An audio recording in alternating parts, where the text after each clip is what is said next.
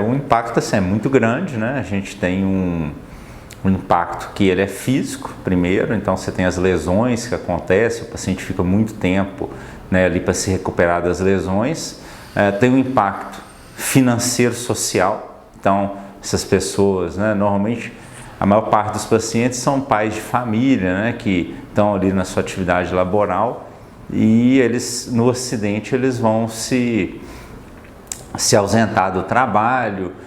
Existe uma dificuldade para esses pacientes se afastarem depois pelo INSS, a perícia, essa situação, e também tem um impacto psicológico, né? Porque normalmente esses pacientes evoluem com sequelas e com limitações que ficam o resto da vida.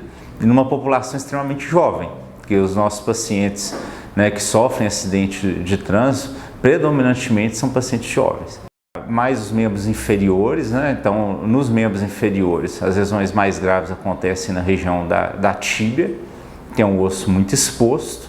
Então essas lesões elas são muito, requerem uma abordagem multidisciplinar, então esses pacientes precisam de fazer retalhos, utilizam terapia de pressão negativa, então eles ficam muito tempo hospitalizados, né? E as articulações também, joelho, tornozelo, pé, né, que é muito exposto. Os acidentes de moto, normalmente as pessoas às vezes não utilizam calçados adequados, né? Então usam chinelo, sandália e aí o pé fica muito exposto. Então os membros inferiores principalmente são muito acometidos.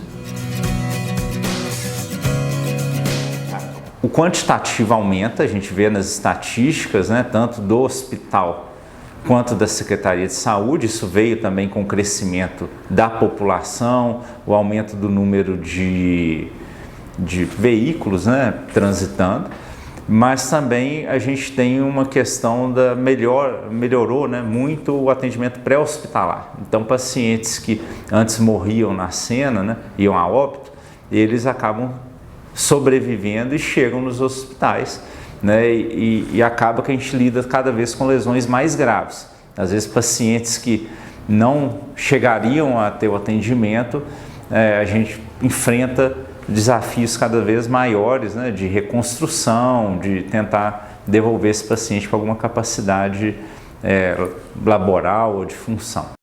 E Belo Horizonte é exemplo disso, né? O nosso pré-hospitalar é muito bem feito, muito treinado, e assistência em rede.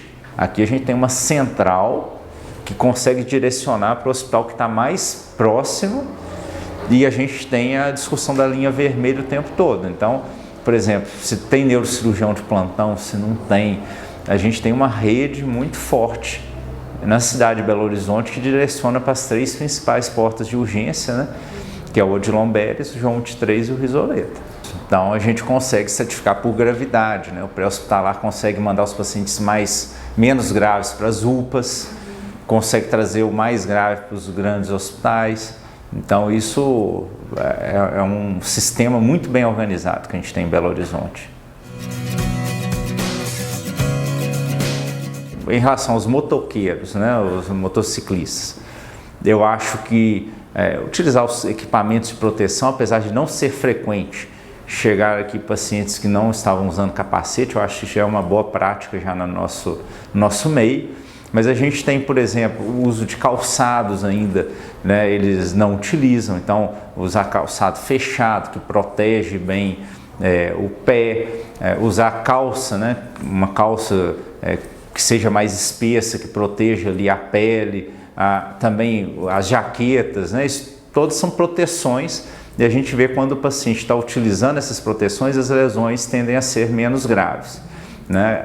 Em relação aos acidentes de trânsito, né, talvez o que ainda chegue mais são pessoas que estão mais no banco traseiro do carro, que não usam cinto de segurança.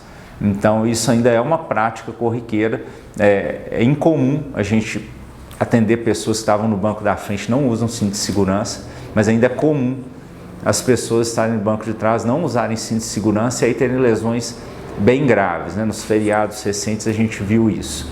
E em relação aos atropelamentos, né, que seria com pessoas, ainda há a história, né, das pessoas atravessarem fora da faixa.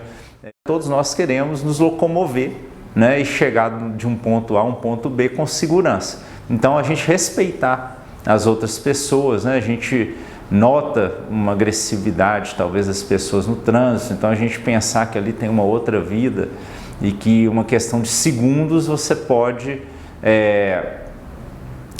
lesionar uma pessoa, gerar sequela ali para uma vida, né, para uma família inteira, né, não é só para o indivíduo.